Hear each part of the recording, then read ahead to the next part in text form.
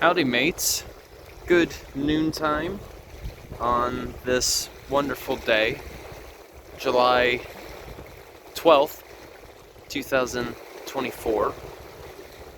Welcome to the Split Rock Lighthouse and State Park. The lighthouse in particular dates clear back to 1910, primarily for the reason of navigation.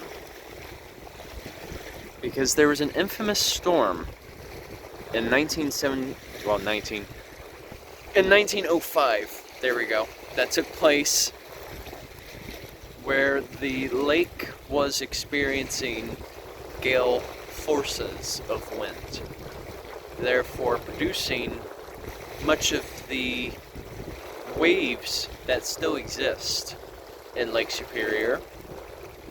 And what happened during the night in, I believe it was December of 1905, or November, either or.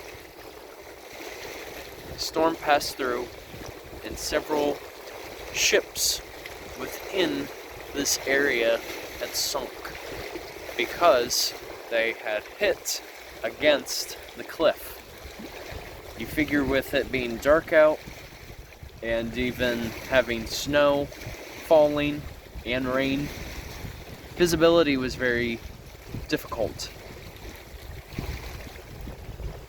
And so around that same time, after the storm had happened, it was in 1910 in which Congress approved a bill to install the Split Rock Lighthouse. And you can tell by its design that it is relatively small. You figure the tower didn't have to be that tall because it already has the cliff that's being used as an advantage. So a lot of the bedrock that is here is the same as I mentioned yesterday. We have a bit of the basalt along with rhyolite and even anorthosite, which has a bit of more of that white appearance. You can kind of see it adjacent to me. This is all indicative that what is here includes igneous rocks, which of course was what I made reference to in my video from yesterday. But this is the Lake Superior that I remember. The clearer water. I actually, funny thing, I went for a swim this morning through here, a little further south, and I would be lying if I said that the water wasn't chilly. Give me just a second, you guys. There we go. I had a family that I spoke to for a moment, and so that's why I had to pause the film. And here we go. Not too far away is what is known as Pebble Beach. And something I forgot to mention, too, is a lot of the rock type that you'll also find here can include what is known as agate.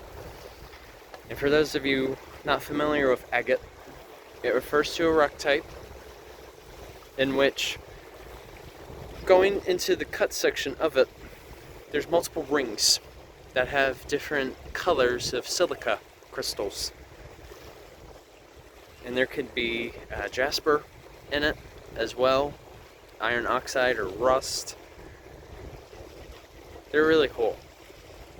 Hopefully we can perhaps stumble upon them. Basically how agates form is